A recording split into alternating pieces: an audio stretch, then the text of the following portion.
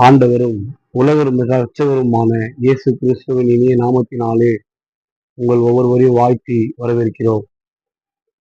இன்றைக்கு ஆண்டவராகிய இயேசு கிறிஸ்து ஒரு வார்த்தையை நம்மிடத்திலே சொல்ல விரும்புகிறார். இது ஏசாயா தீர்க்க தரிசன எழுதின புஸ்தகம் 29ஆம் அதிகாரம், அதிலே 14ஆம் வசனம் சொல்லுகிறது, இதோ நான் ஆச்சரியமான ஒரு அதிசயத்தை செய்வேன் என்று. தேவனுக்கு பிரியமான தேவ ஜனங்களே, இந்த காலை வேளையில இன்றைக்கு ஆண்டவராகிய இயேசு கிறிஸ்து இந்த நாளிலே ஒரு அதிசயமான ஒரு காரியங்களை செய்ய போகிறார். உங்களுடைய வாழ்க்கையிலே இயேசு கிறிஸ்துவை உண்மையாய் உத்தமமாய் நீங்கள் ஏற்றுக்கொண்டு அவருடைய வழிகளிலே நம் நடக்கும் பொழுது ஆண்டவர் சொல்லுகிறார், உங்களுடைய வாழ்க்கையிலே ஒரு பெரிய அதிசயத்தை நான் செய்வேன் என்று. அவர் செய்கிற அதிசயம் ஏராளமாய் இருக்கிறது. அவர் உன் போக்கையும் வரத்தையும் காண்கிற தேவன். உன்னை முன்னும் பின்னுமாய் இருந்து உன்னை முன்னும் பின்னுமாய் காத்து வழி நடத்துகிற தேவன்.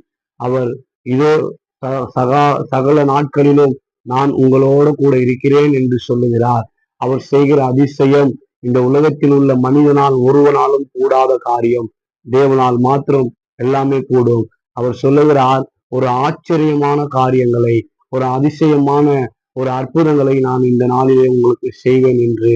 நீங்கள் தேவனுடைய வார்த்தைக்கு செவி கொடுத்து இயேசுவை சொந்த இரட்சகராய் ஏற்றுக்கொண்டு அவருடைய வழிகளில் நம்ம நடப்போம் என்று சொன்னார். அவர் நம்முடைய வாழ்க்கையில அநேக அதிசயங்களையும் அநேக அற்புதங்களையும் செய்ய அவர் வல்லவராய் இருக்கிறார். இன்றைக்கு இயேசுவை ஏற்றுக்கொள்ளுங்க.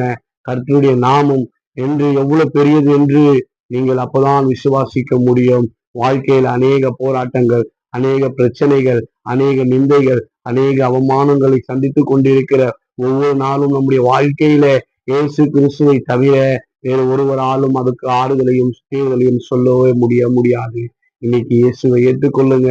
இயேசு உங்களை நேசிக்கிறார். இயேசு உங்களை அழைக்கிறார். இயேசு உங்களுக்கு மறுவாழ்வு தர நினைக்கிறார் என்பதே. ஆமென். அல்லேலூயா.